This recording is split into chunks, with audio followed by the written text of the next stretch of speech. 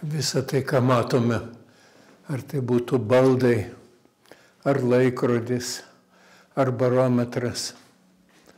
Istorijos ženklai. Pagarba istorijai, o tuo pačiu pagarba turbūt tautos praeičiai, jos dabarčiai. Mes patys kažkaip save pastatėm į nepilnavertiškumo poziciją. Ir dėl to labai skauda širdį, kad mes tarsi nebetikim savo tautos kūrybiniam galiom, galimybės ateityje matyti Lietuvą klestinčią, įdomią šalimi, kuri į pasaulio kultūros lobyną įneša savo spalvas, savo nuotaikas, savo indėlį. Tai dėl to visko tikrai verta ir pastangų daug dėti, ir kalbėti, ir įtikint didesnę visuomenės dalį, kuri dar gali kažką tai pakeisti mūsų istorijos vingiuose, kad turime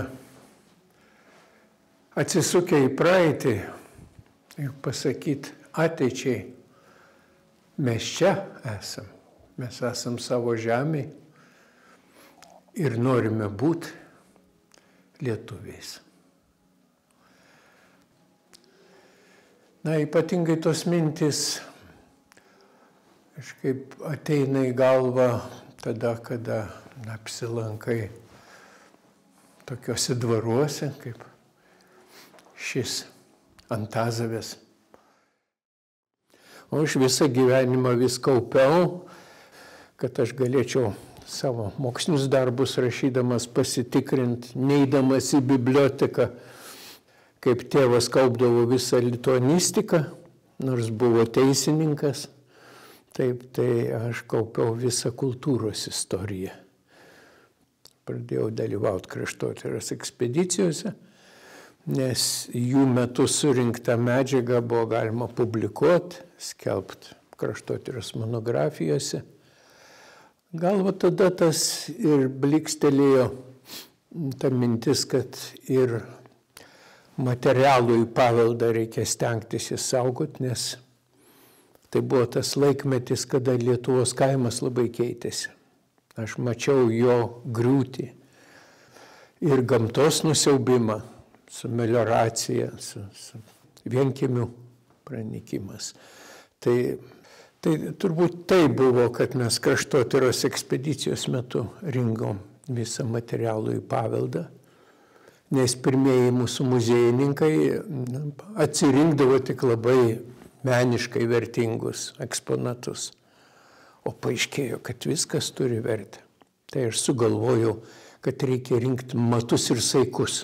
O kai fizikui, tai man labai aišku prietaisai. Ašgi buvau fizikos eksperimentų žmogus. Nu, sakykime, pats seniausias prietaisas tai yra Saulės laikrodis. Žmonijos istorijai seniausias. Jam yra 1000 metų. Taip, ir štai ir jis įdomiausia, kad jis išgyveno iki mūsų dienų, tas kaip prietaisas, kaip instrumentas. Tai vat, nu ir paskui kiti prietaisai, kas kaime yra prietaisas? Laikrodis. Laikrodis. O tie laikrodžiai, pirmieji, kuriuos aš atsinešiau savo kuprinę į namus, tai buvo nukelti nuo aukšto, nes jų nieks netaisydavo pagedusių. Ten vištų nutupėti, taip išmesti beveik arba į melioracijos griovį, arba šiaip jau liktai nereikalingi. O ten aš matydavau daug tokio grožio įdėta. Tai va, taip atsirado pirmieji tokie eksponatai ir mano kuriamam etnokosmologijos muziejui. Na ir mano namuose vienas kitas laikrodis. Tai sieniniai laikrodžiai, jie maždaug šimtmečio senumo buvo. Šiaip barometras kaip prietaisas tai turi įdomią istoriją. Čia mena Torricelli, tai vėlyvieji viduramžiai ir pirmą kartą jau apčiuopti pagrindiniai fizikos dėsniai.